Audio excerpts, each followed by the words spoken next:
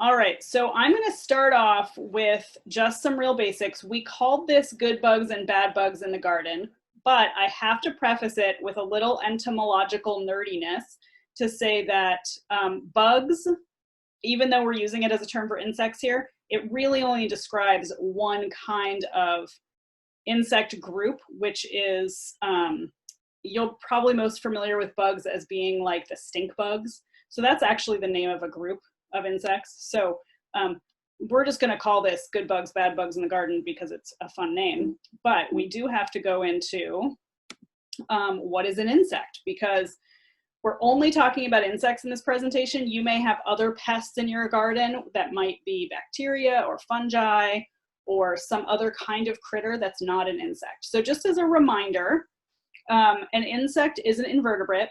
It has three main body parts: the head, thorax, and abdomen, an exoskeleton, two compound eyes. Often it has wings, but not always. And insects have two antennae, which they mostly use for smelling. So some people call them feelers, but really they're used to sense odor. So that is the definition of an insect. And as I move through here, I'll be talking about a bunch of different groups of insects. So we're going to start off with the bad bugs, so bad insects for your garden plants. And when I developed this, I thought, well, let's talk about mostly garden plants, both either being flower gardens or vegetable gardens. But I did also throw in a few things related to ornamental trees that you might have growing. So, bad bugs. So the first one is really familiar to all of you, I'm sure. These are the aphids. Aphids are scientifically a fascinating insect, but unfortunately, they are a pest of most of our species. I just started seeing aphids. I also do some work in apple orchards in the summers, and we just started seeing aphids on the apple trees. And there's a variety of different kinds of aphids, but for the most part, not a good insect to have around. These guys can be different types. They can be brown, they can be green, they can be pinkish red, like in the photo. These are an interesting insect because they actually can reproduce without mating. So they can reproduce parthenogenetically, we call it. They're basically females cloning themselves all summer long. And these are the insects that are these aphids will not have wings. So in the fall, you might see them have wings. But this time of year, they're just pumping out babies. They actually can give live birth. The egg will hatch in the female's body, and then the aphids will be born live and just start feeding. So that's why if it seems like they are suddenly there and there is a zillion of them, that's why. So they have a sucking mouth part. It's like a long straw. They're going to stick it into the plant and just drink. They have two little structures. You can see them here. They're called cornicles right on the back end. And this is where what's called honeydew is emitted, and it's like a sweet liquid. Basically, they drink so much they can't use it all. And so this sweet liquid comes out those cornicles. And if there's enough of that, it falls on the plants and can mold and really damage their photosynthetic capacity. If there aren't many aphids, it's not a big deal. This is also the liquid that ants really love. So you'll see ants with the aphids. Ants will help defend the aphids from predators. And actually just on Monday, when I was looking for ants and aphids in the apple orchards, we saw a lot of ants sort of herding the aphids to particular places on the plant that'll be good for feeding so that the ant can get that delicious honeydew. There's basically, as they drink the sap, they cause that leaf to wilt, and they can also inject toxins that can cause some diseases. So anytime there's aphids, keep an eye on them. If there's just a few, it's probably not a problem, but they can reproduce quickly. So aphids is our first bad bug. Sadly, as much as I love caterpillars and what they turn into, most caterpillars are bad in the garden. The reason I say this, and this is cabbage loopers on the right, these insects are the feeding stage of butterflies, moths, and skippers. So their job at this stage is to just eat voraciously. So every single stage, They're going to come out of that egg and they're just going to eat until they go into their cocoon or pupa. So their job is just to grow. So they're eating machines. Adults of these sometimes feed, like you'll see butterflies feeding on puddles or flowers, but some don't even have to, because the caterpillar stage is the one that did all the feeding. And so really that gives you an idea of how much food they're eating, whether it's your garden flowers, your garden trees, or your garden vegetables. So as eating machines, if you see a caterpillar really causing some trouble on your garden plants, best thing to do is to pick it off. What I tend to do, what I've heard a lot of people do, is just put it into a little container of soapy water and it will die, and that's that.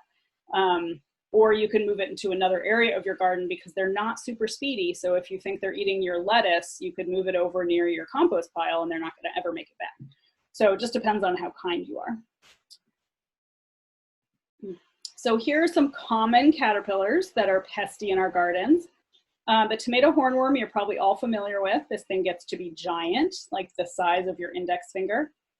The cutworm larva on the right, this is an insect that's very sneaky. It lives in the soil during the day, and then at night it'll come up and chew right through the stem of a growing small plant.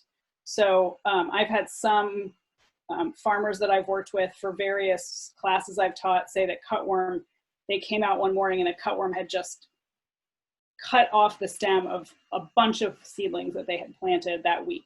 So those can be pretty devastating. I included in this one the forest tent caterpillar and the eastern tent caterpillar because a lot of people ask about these.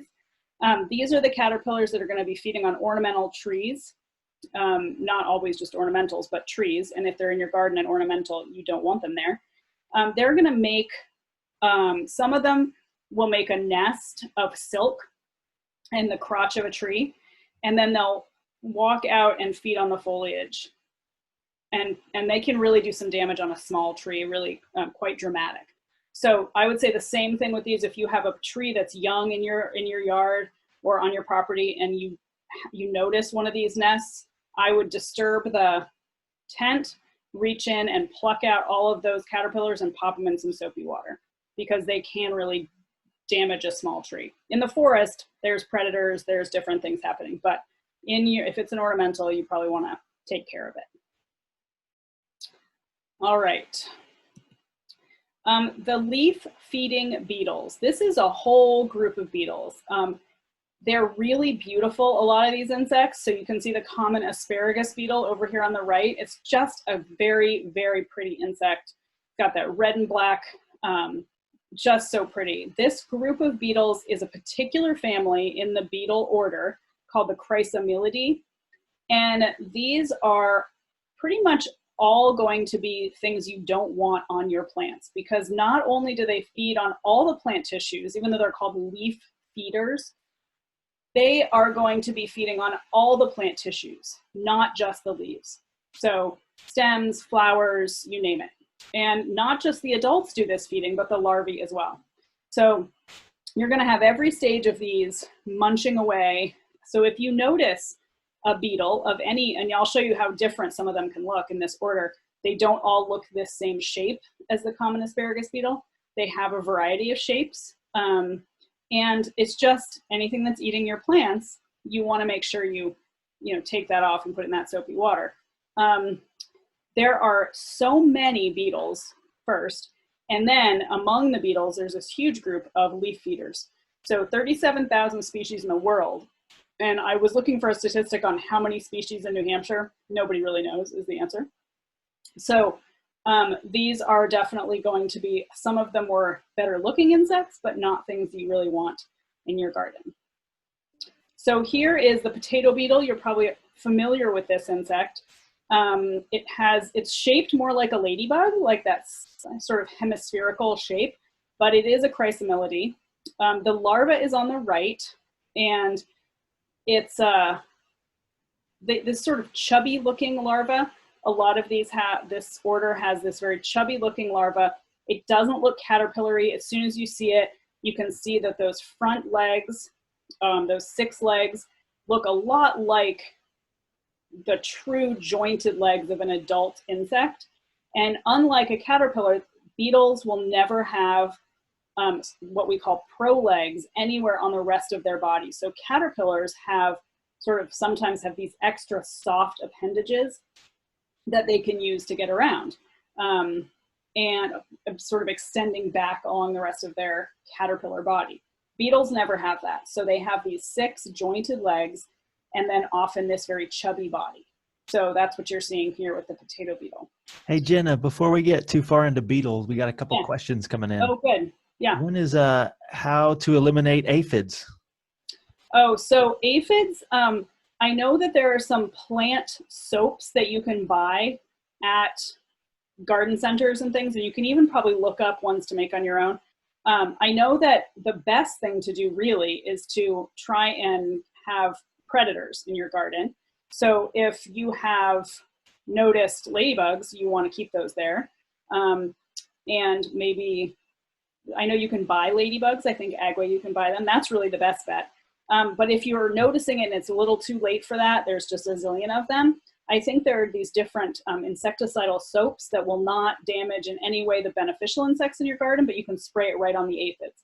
So one thing to just know about insects is that they all breathe through holes in the side of their body. So if you can plug that up somehow directly with either a soap, insecticidal soap, or an insecticidal oil, that is a very simple way of basically stopping them from being able to breathe, and killing them that way. So, and you can be very local with that kind of treatment, so you don't damage anything that you want there. And then how would you identify the looper caterpillar? I guess you said that all caterpillars are, yeah. Yeah, the cabbage looper, it's, oh here, I'll go back a few slides. It's this one, it's a very nondescript green caterpillar, honestly. Like, mostly if it's a nondescript green caterpillar eating your cabbage, it's probably going to be that. But I would take any caterpillar off and just, you could, I mean, to be perfectly honest, the way that unless it's a very distinctive type of caterpillar, I have a very hard time identifying it. Sam Jaffe of the Caterpillar Lab is your person for that. But I generally tend to say, if it's a green small caterpillar, and looper, by the way, means that it has an inchworm kind of movement to it. It loops as it moves along. So if it's green, has that inchwormy type of behavior, and is on your cabbage or lettuce, it's likely to be that. But to be sure, you'd have to like grow it up into an adult moth and then check it out. Or ask Sam Jaffe. But yeah, I would just take off caterpillars off of these plants. That's the best bet. And then more questions about pest control. What about cutworms? Can you do anything about controlling them? No, I don't actually know that much about cutworms because I know they're in the soil. So that's a question I could get back to folks on cutworms. If they want to send me an email, I can look that up. I don't know much about how to control soil dwellers. So that's a good question.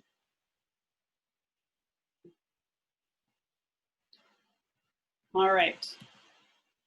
So here is my next favorite, even though it's not a good one to have in your garden, Chrysomelidae leaf beetle.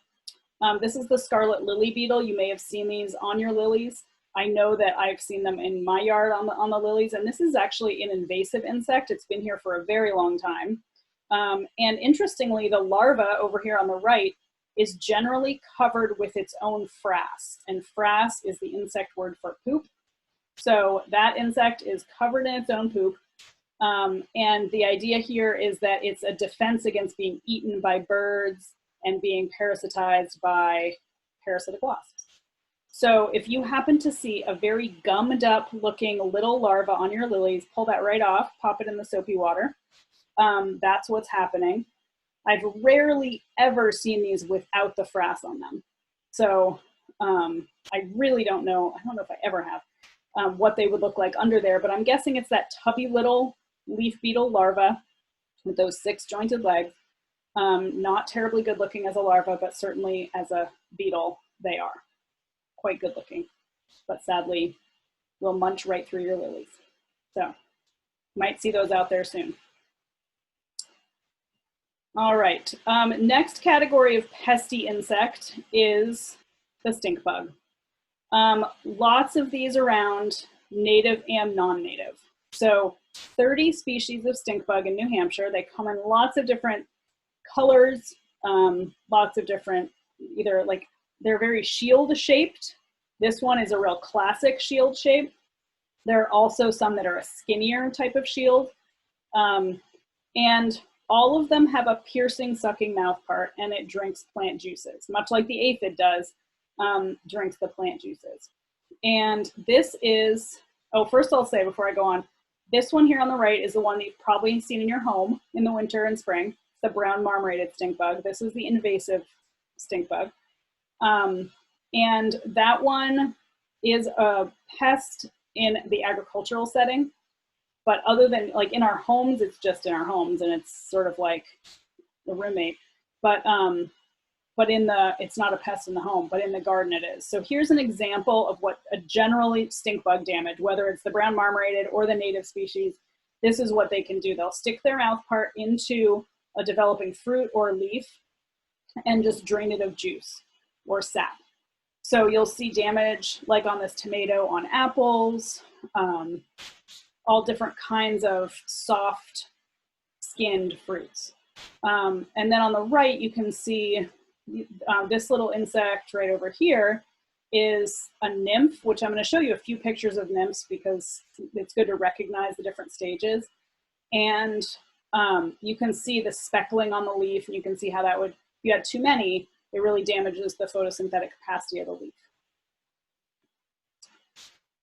Okay, so here is our native green stink bug, and this is the adult. One of the things about this order is that they have this very distinctive triangular shape on the back of their body, and this you only see when they're an adult. So if we go to this slide, this is the adult with the piercing mouth part. So if you can see here where my cursor is, that is their mouth, and that's what they're going to stick into the fruit or stick into the leaf and just suck the juice out. And these particular insects really have like a pretty strong mouth, so they can stick that through an apple skin, things like that, to damage it. And here are the eggs of a stink bug. If you find these, they're almost always under the leaf, on the underside of the leaf. I've seen quite a few of these this week, so I know they're out there laying right now.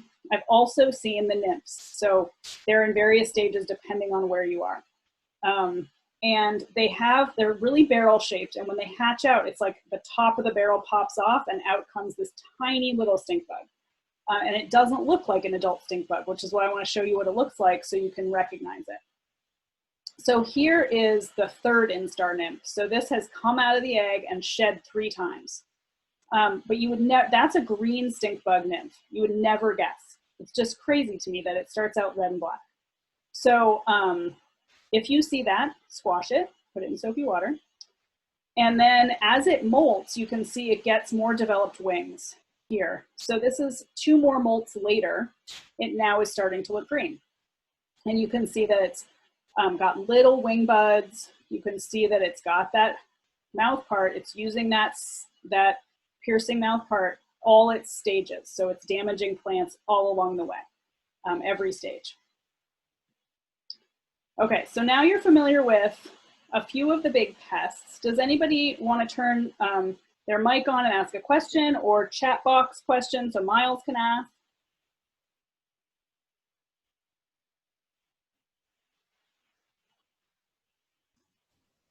Flea bugs. Flea bugs. I'm not sure what those are. Is that garden flea bugs? Tiny, tiny, like a little tiny black dot, and they flea hoppers. So they're a plant hopper. Yes. A true bug. So they have that same piercing, sucking mouth part. Same idea is that they can damage your plants all along the way. So something like an insecticidal oil or soap would be your best bet if you have a problem with those. Yeah.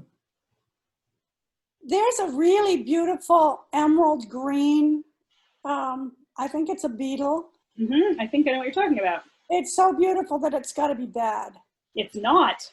Oh, it isn't? No, actually I think I might even have a picture of that one in the good bug section. Good. That's a tiger beetle, and it's one of my favorite insects, and it's a predator of pests. So it's going to eat the aphids and the caterpillars and all of that. So that's a great one to have. And they're beautiful. So win-win. Yeah, they are. Yeah.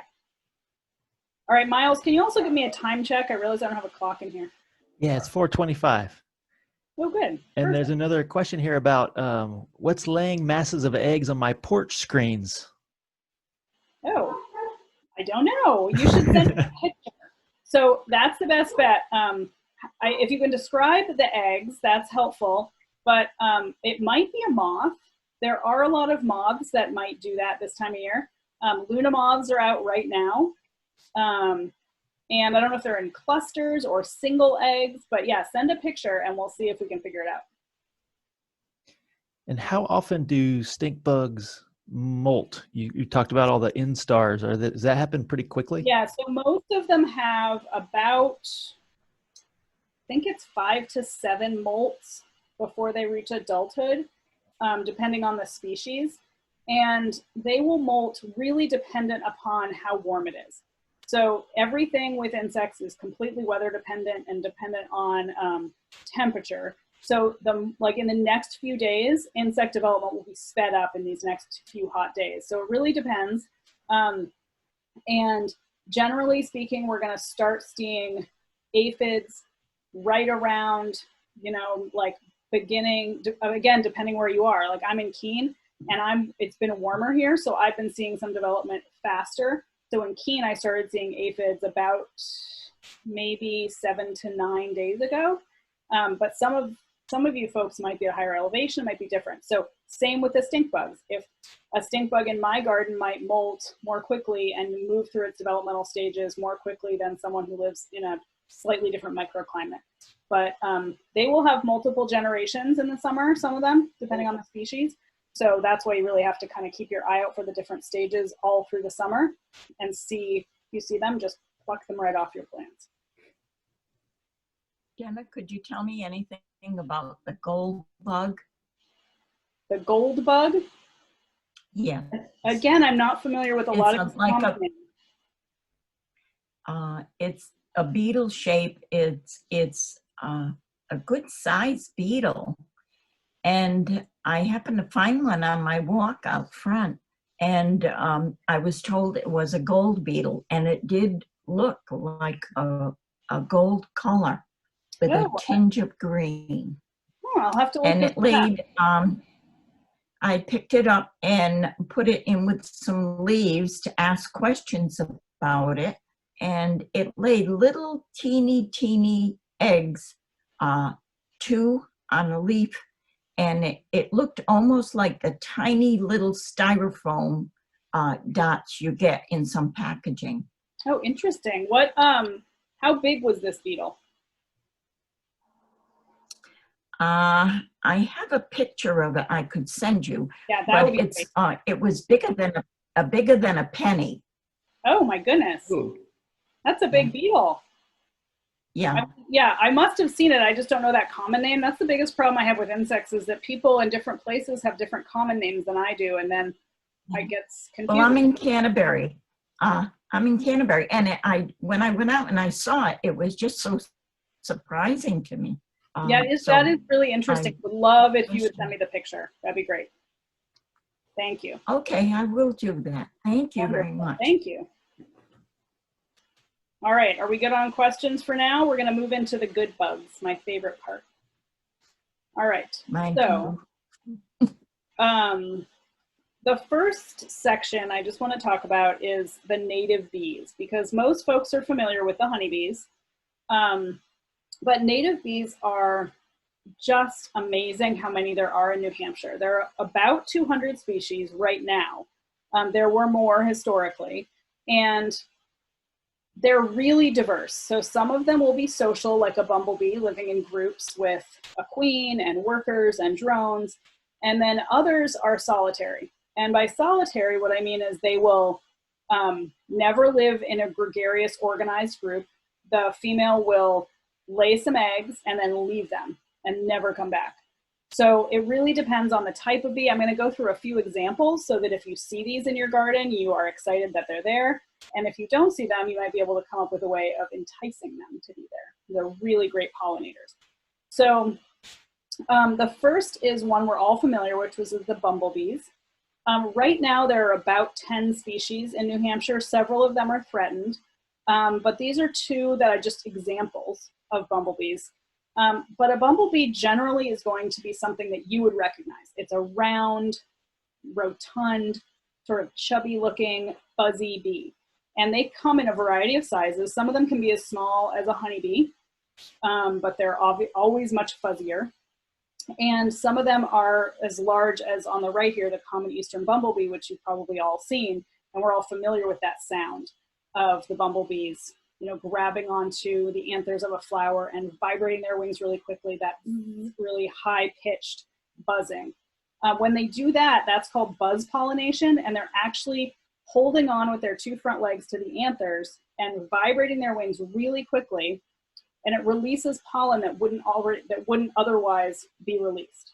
So they're doing that, it gets all over their body, and then they'll go on to the next flower, pollinating it, but they're also able then to bring a whole lot more pollen back to their hive when they do that buzz pollination. So they're just a great insect to have around. The confusing bumblebee is, I love that name, so I chose this one.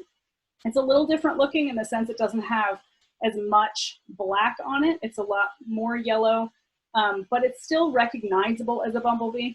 So any of these variety of 10 bumblebees, if you see them, and some of them have orange fuzz, really depends, but they're all those round fuzzy bees. These are the earliest pollinator you'll see in the spring. And the reason for that is that bumblebees have this great adaptation where they can actually sort of unhook their wings from the flight muscles, and they can vibrate the flight muscles to warm themselves up. So it's a really unusual thing in insects to be able to warm up your own body, but these can do that. So on these cool spring mornings, when no other pollinators are out there and there's early spring flowers, bumblebees can take advantage of that. No competition, they can get out there and start gathering pollen and nectar early and on cool days. So bumblebees are a great thing to have around. They are on the decline in New Hampshire. There's a really big study published a few years ago by UNH about the bee decline. So there are ways to help with that, and we'll talk about that a little bit at the end. But any kind of bees you see in your garden, particularly these bumblebees, fabulous. That's exciting to see. And they will, by the way, they will all be females because the males do not collect pollen and nectar. They just kind of hang out in the hive and wait until it's time to mate. So you can always refer to bees that are collecting, any type of bee, always a female.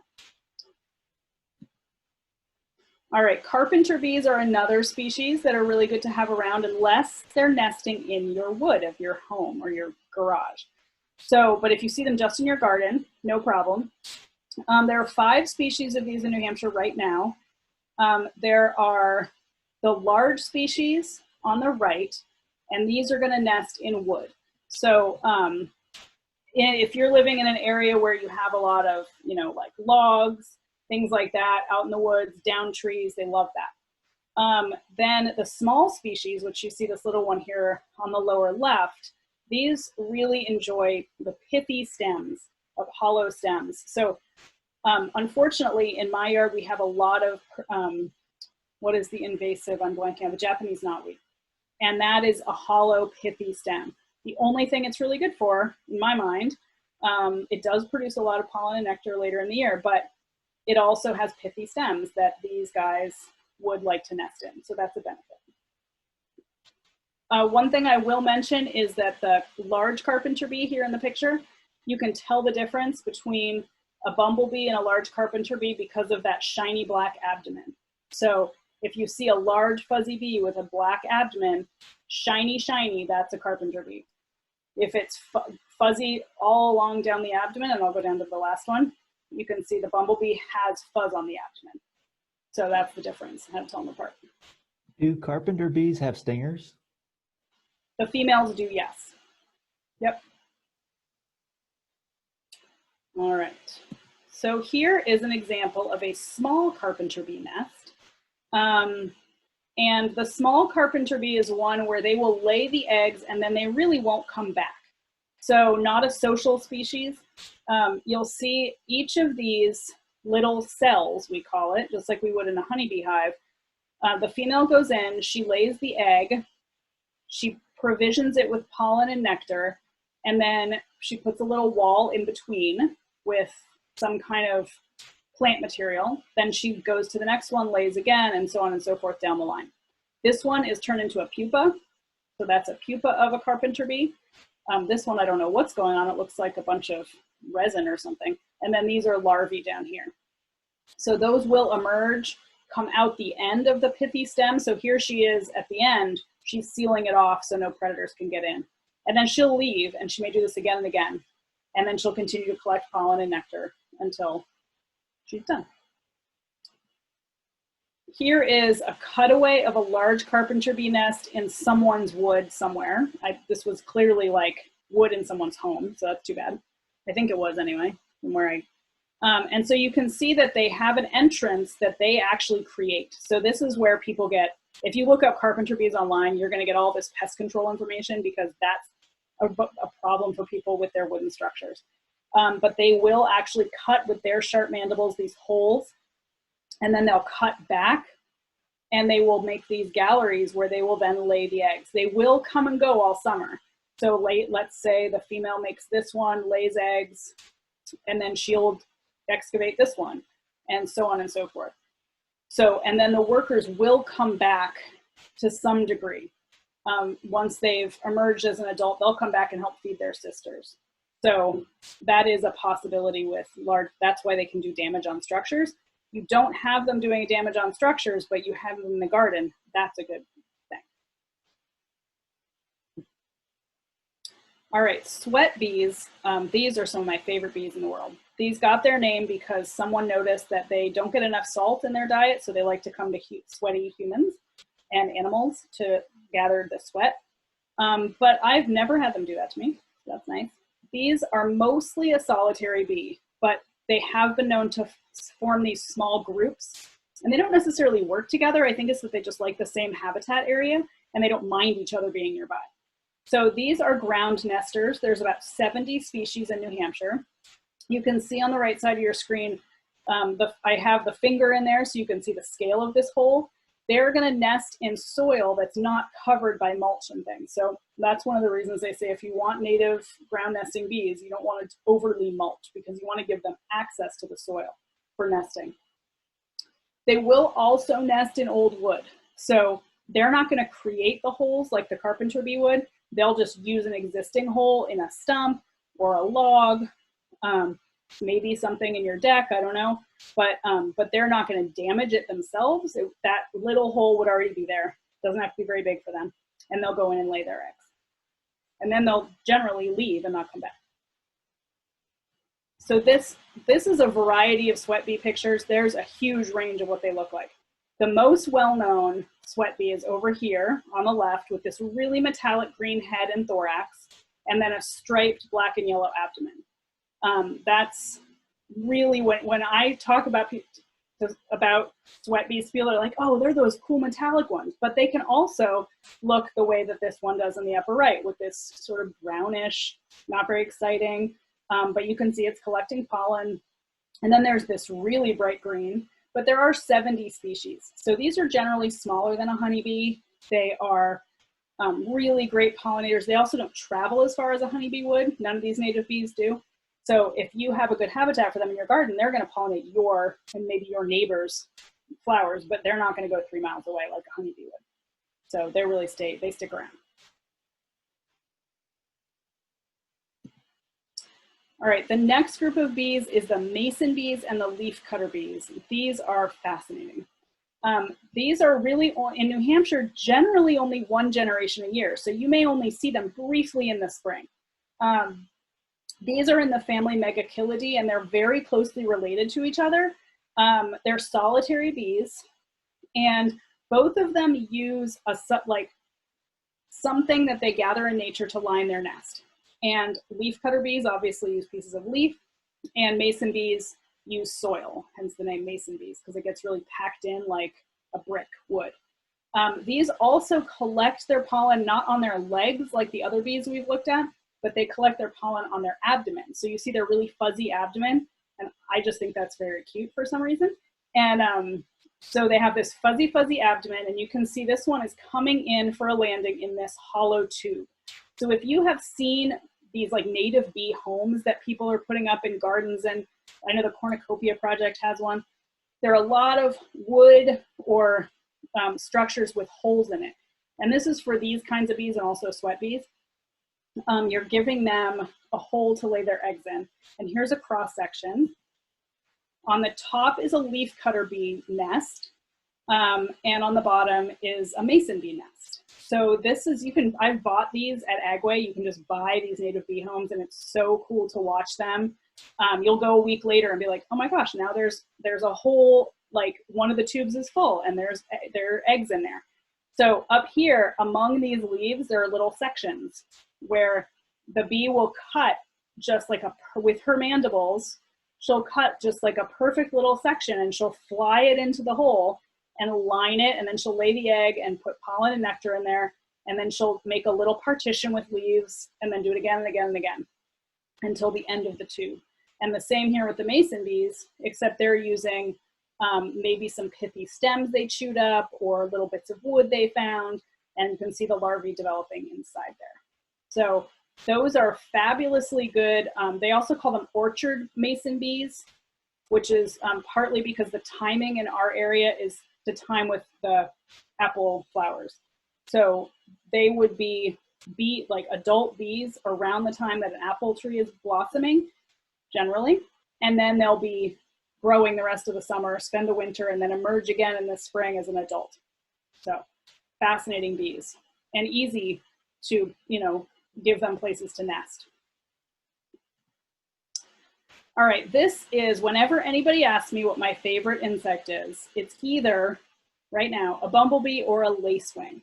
So lacewings are a beautiful insect. You can see where they get their name. They are a great insect to have around because they're beneficial both as adult and larva. So unlike like a butterfly, which is a great pollinator as an adult, but a real pest as a caterpillar, this one is going to be beneficial as both. So you've got the adult feeding on pollen and nectar and being a pollinator, and also sometimes a predator, depending on what it got in terms of nutrition as a larva. If it needs more protein, it might eat something as an adult, eat another insect. The larva is quite the predator and has been known to just go to town on aphids, just hundreds a day. So you definitely want, if you see a lacewing in your garden, that's exciting.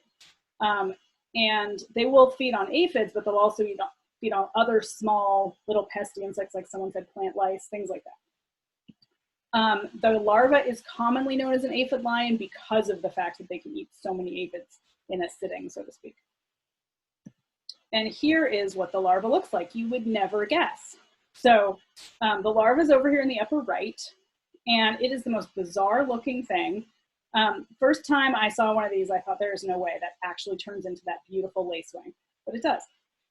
This is the egg. So the egg is on this tall stalk. It looks like and they're generally, when I've seen them, they're on the underside of the leaf. And generally, I've only seen them in groups of 1 or 2, but I've seen pictures of them in these clusters, so I know it happens. They hatch out. They're on a stalk like this to avoid predation. So in some of like the David Attenborough sorts of videos, you'll see ants just go marching right by, not even realizing there's an egg, just a perfect meal up there at the end of that stalk. Then they hatch out. They sometimes will eat the egg casing.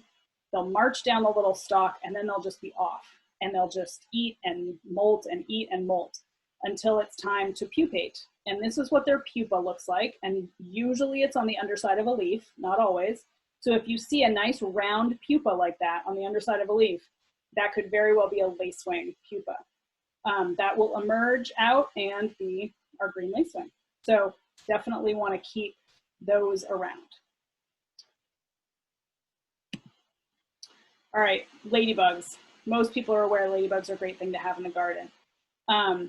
There are a bunch of different kinds of ladybugs. They all are predators as both adult and larva. So you really want these around because they're going to eat your aphids, sometimes even very small caterpillars, they'll eat those as well. There are approximately 40 species of native ladybug, and by that we mean basically it's this family of beetles that have this hemispherical shape, the same kind of body pattern. They don't all have red and black spots. Some have more stripes, but they're all considered a ladybug. You're all probably quite familiar with the Asian ladybug, the orange and black ladybug that comes in our homes in the wintertime. That is also beneficial in the garden. So if you want to just take them and relocate them, depending on how many you get in your house, that's a possibility. They are going to eat the pests in the garden, so that's great. I wanted to show you what they look like as a larva. So I've been seeing a lot of these ladybug eggs lately, often again on the underside of a leaf, sometimes on a stem like in this photo. They then hatch out into, I think it looks like an alligator. I don't know why I think that, and but it's this black and orange, long, sort of spiny looking larva. And those, it'll molt, I'm not sure how many times, but it molts at least 3 to 4 times before it turns into the pupa. So if you see that crazy looking beetle larva, that's going to be a ladybug. Just let it do its thing. It'll then turn into this type of pupa. They still actually move a little when they're a pupa. So if you happen to see it under a leaf and it's flapping around a little, that's just a happy pupa. It's transforming. It will emerge, depending on the weather, in a few days, sometimes longer if it's chilly at night. As an adult ladybug, when they first emerge, they don't have those dark red and black spots. Sometimes they're more of a yellow color, but it's still, once that exoskeleton hardens, it'll get its adult coloration. So those are all the phases of ladybugs. You want to keep those out there in the garden.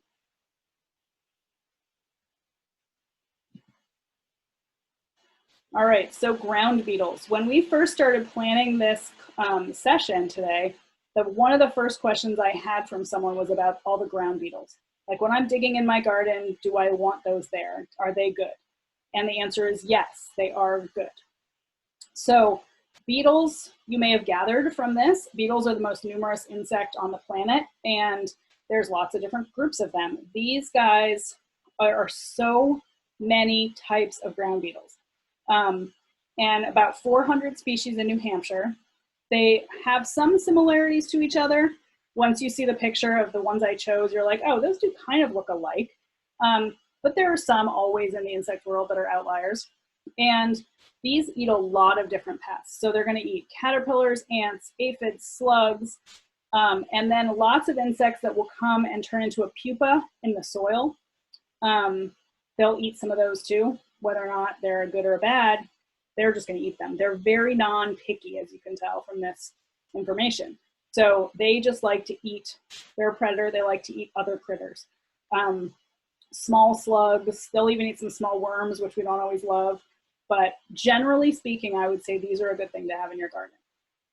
They're going to live most of their life in the soil. And what's nice about that is that like an earthworm helps aerate the soil, these guys do too. They help keep it loose so roots can really penetrate beautifully, move through the layers. They will live in a hole that mostly that top like 6 to 8 inches of the soil.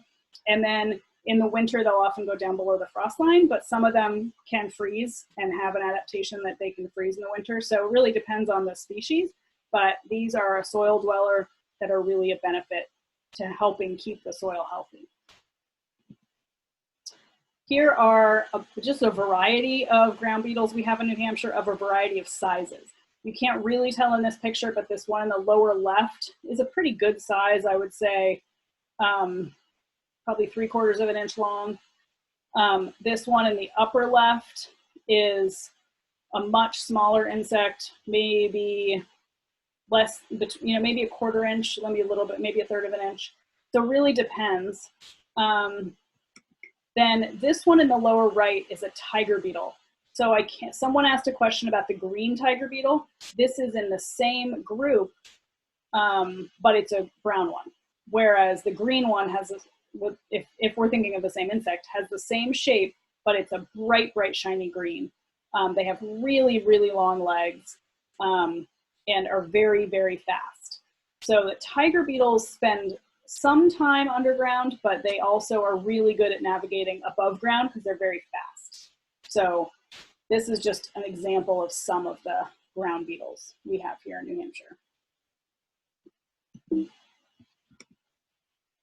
Interestingly, their larvae look nothing like what you would expect. So a huge diversity. The tiger beetle larva, which is that brown or bright green, we also have sort of like some cream colored of those. They have this crazy alien looking shape to them. I don't know any other larva that could be mistaken for this one. And it's a little scary looking. Like if I were in my garden and didn't know that was a good thing to have there, I would want to squash it. So don't squash it. That's a really good one. They are just amazing predators. If I had a picture, I should have included a picture of their mandibles.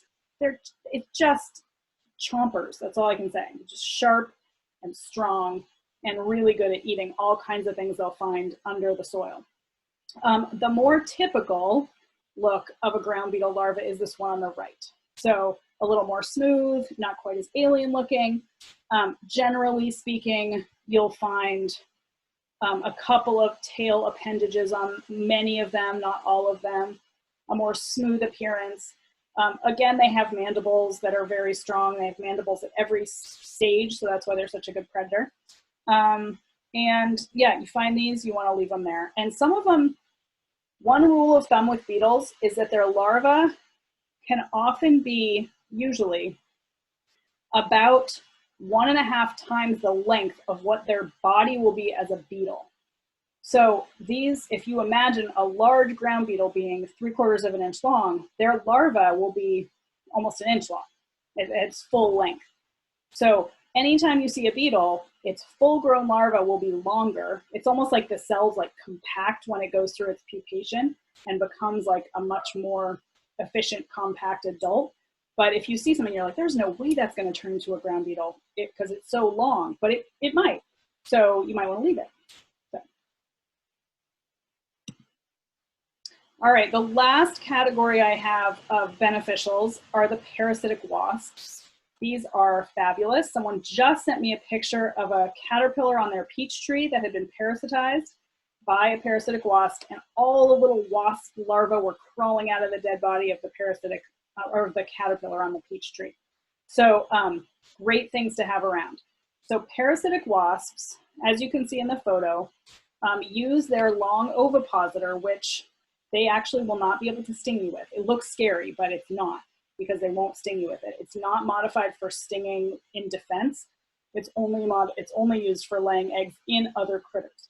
So this long ovipositor is being stuck into this little caterpillar, and it will lay eggs. Depending on the species, it will lay 1 egg per caterpillar, or some will lay like 50. So it really depends on the species. And as those eggs hatch and the larvae feed, eventually they'll kill the pest insect. So that's a good thing. And there's a strange adaptation where they will somehow, they need the living tissue of the host to keep them alive. So somehow the host won't die until late in the stage of the parasitic life cycle. So if you see an insect crawling around with pupa on the outside of its body, and alive, you're like, how can this be? It ate the inside, but they're somehow, and I've read articles about it and I can't explain it very well, they don't eat the critical parts. They just sort of eat the extras. The pests that can be parasitized can be aphids, caterpillars, beetles, flies, really any number of things can be parasitized by a parasitic wasp. And sometimes parasitic wasps won't even penetrate with their ovipositor. They'll just lay it on the outside of the insect, and then it'll burrow in after it hatches. So that's another possibility. These come in a huge variety of shapes and sizes. So they can range in size from something very, very small, like 1/100th of an inch, to, in New Hampshire, the largest is called the giant ichneumon, and it's several inches long. And it really is pretty scary looking, but it can't hurt you at all. And that one, I don't think I included a picture, but that one will lay its egg inside a larva inside a tree. So it actually has to stick its ovipositor through the wood. So that's why it's such a large insect. It has to have the capacity to get that ovipositor through the wood. So you're probably familiar, maybe if you've ever had a tomato hornworm problem, this is all of these little white things. People will often think they're eggs, but they're actually a tiny little pupa of a braconid wasp. So the wasp laid its eggs in this tomato hornworm. They ate and ate and ate. When they were ready to turn into an adult wasp, they came out and created their pupa on the outside of the hornworm. And then those will open and little tiny wasps will fly away. Tomato hornworm will die. So over at Stonewall Farm a couple years ago, they had a bumper crop of tomato hornworms, and they were so excited because at one point they finally saw one that was covered like this in the braconid wasp pupa. And then they kind of stopped worrying about the tomato hornworms for a while. They still plucked off the big ones that were damaging, but then they waited and the cycle caught up and it all sorted itself out. So how to encourage beneficials in your garden. One of the big ways is to plant native species that they co-evolved with here in North America. So instead of, some folks really like, exotic roses and things like that, and that's fine. But if you can also include some native species, that will really help. Particularly the parasitic wasps, because they're so small, they need flowers that have small nectaries. So something like milkweed, where it has a lot of different flowers making up the flower cluster, and some others that have really tiny little flowers. I get those just randomly if we don't mow in my yard, little bluets and things. Those will be a perfect nectary size for tiny little parasitic wasps. But then you also want some bigger blossoms for things like bumblebees. So they can get really, they have a nice long tongue, they can get in there and really drink out that nectar from the longer blossoms. So native species. Some soil without cover, and by that I mean mulch, or I've seen a lot of people with vegetable gardens with the plastic for weeds, which is great right near the plants, but leave some soil in the area that's exposed so that those digging bees can get down in there, and also the beetles. A water source is important. In my yard, we have a small bird bath, but some people just have a saucer that they fill with water. Or even if you regularly water with a sprinkler or something, even if it just leaves little droplets, insects can just go to a droplet and drink it. So really there's lots of ways for them to get water if it's not in a bird bath or a saucer. So as long as you're regularly out there kind of keeping an eye, if you're going away for a few days, maybe put a saucer of water and hopefully it rains. And finally, most people are aware if you use pesticides, broad spectrum, for the pests, that's going to damage the beneficials as well. So try and use those insecticidal soaps and oils just kind of directly on the pest, and that's your best bet. So while you guys think about questions, I'm actually going to very quickly find a picture of the giant ichneumon. So I want you to see what it looks like. And then Miles, if there's any questions, you can let me know. Nothing in the chat, but I have a question for you. You talked about 400 different species of ground beetles in New Hampshire. Yeah. How do they measure species? Somebody counts them. That's a really good, good question. I don't really know who's out there doing this kind of, looking for things, but certainly I know that in the tropics I've read about, old school, they used to do these things where they would go out and they would like fog an area with insecticide and just count every species that fell out of this giant tree. So I don't know who's doing it here, probably graduate students, right? Got them out there counting species. And whenever I look up species in an area, if it's vast numbers like that, I'm always a little shocked at how they got to this number and how far off we must be. Are we 50 off in every direction? I don't know. So I don't know if you guys can see this giant ichneumon here on my screen, but this is, I've had friends bring me these and say, oh my God, this was on my deck. They're terrified, This is a really, really great insect to have around. Jenna, if you reshare your screen, you'll get the option. Yeah, you have to reshare. Okay, to hold show on. that. If I can find how to do that, Miles. Should be at the bottom of your Zoom screen. Oh, no, wait, it moved, that's why. Yeah. Let's see.